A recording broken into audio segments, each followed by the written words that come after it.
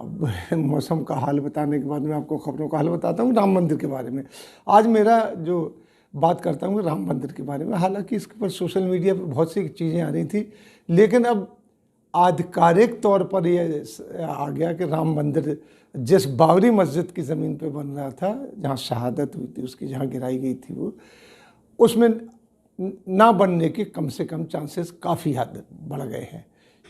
उसमें ना बनने के कम से कम चांसेस काफ़ी हद बढ़ गए हैं, क्योंकि जब जहाँ वो गर्भगृह है यानी रामचंद्र जी जहाँ पैदा हुए, उसके नीचे जब खुदाई की गई, क्योंकि 100 फीट के जो पिलर खड़े करना है जो 1000 साल तक श्री राम मंदिर की मजबूती बनाए रखेंगे, वो जब खोदे गए उसके गर्भगृह से नीचे तो उसमें पानी निकला,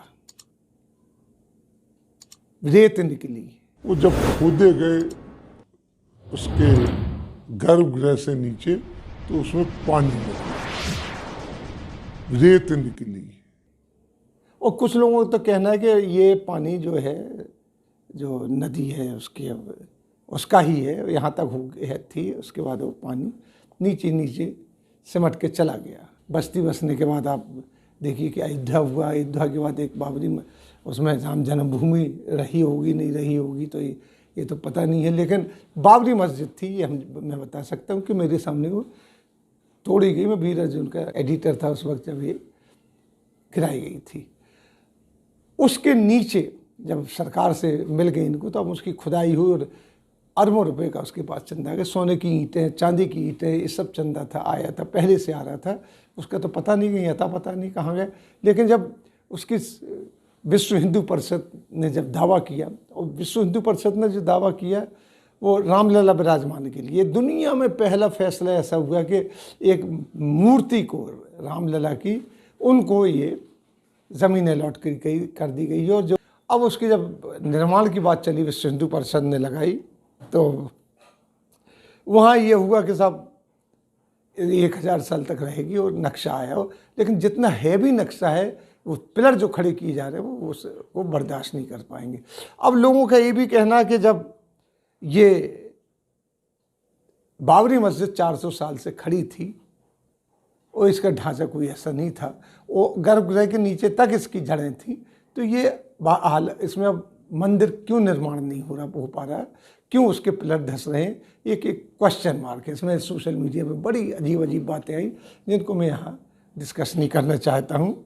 अब के जैसा कि वहाँ पे बताया आर्किटेक्चर ने वगैरह ने कि रेत और पानी है सरयू का वहाँ पे, तो वहाँ खड़े नहीं रह सकते हैं। तो इसके लिए, इसका तोड़ निकालने के लिए IIT संस्थान और 7 मशहूर रिसर्च इंस्टीट्यूट हैं, उनको बुलाया गया इसके लिए कि आप बताइए कि किस तरीके से ये ठीक हो सकता है। तो उसमें जो भारत के जितने भी मशहूर IITs हैं उनको जिम्मेदारी दी गई है कि ये 1527 में बनी हुई बाबरी मस्जिद तो गिरी नहीं, इसमें न धसी, और ये राम मंदिर जो अब बन रहा है इसके बाद इसके पिलर क्यों नहीं खड़े हो पा रहे हैं। तो उसमें देखिए कि जो IIT है, मुंबई, दिल्ली, चेन्नई, गुवाहाटी, रुड़की,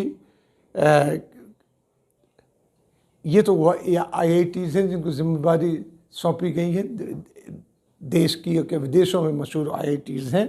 इसके साथ Larsen and Toubro, Tata engineering को भी इसकी जिम्मेदारी सौंपी गई है।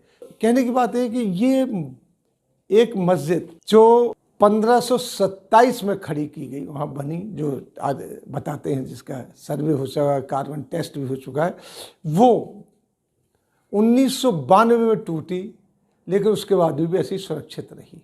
उसके पिलर नहीं, बाकी चीज़ें, बेस वगैरह। जब उसको डिमोलिश करके उस पर बुनियाद खड़ी करने की बात शुरू हुई तो वो पिलर खड़े नहीं हो पा रहे हैं, ये देखने की बात है। अब ये खबर एजेंसीज के जरिए सोशल मीडिया से निकल के आगे, पहले जो अयोध्या कवर करते थे, छोटे मोटे अखबार भी खबर को देते रहते थे और कुछ बड़ा चढ़ा के देते थे। हम इस खबर को बड़ा चढ़ा के नहीं थे, एक प्रश्न चिन्ह आपके सामने छोड़े जा रहे हैं कि बाबरी मस्जिद 1527 में बनी थी और जब तक उसका ढांचा तहस नहस कर दिया गया, लेकिन उसकी नींव वैसी थी। नींव तोड़ के उसके ऊपर एक विशालतम मंदिर, जो विश्व में सबसे बड़ा मंदिर माना जाएगा, वो खड़ा करने की बात है। वो बड़ा भव्य मंदिर खड़ा करने की बात है, जिसमें अरबों रुपए का खर्चा बताया गया है। तो वो उसके पिलर ही खड़े नहीं हो पा रहे हैं और धंस रहे हैं नीचे। एक विचार की बात है, सोचने की बात है। जैसे इस्लाम में कहा गया है, कुरान में बाकायदा है कि उनका धर्म उनको मुबारक और तुम्हारा धर्म तुम्हें मुबारक। उनको जो धर्म को पालन कर रहे हैं उन्हें करने दो, आप जिस धर्म में हो उसमें मजबूती से रहो, ये कहा गया है। इस आयत का मतलब आप समझ लीजिए।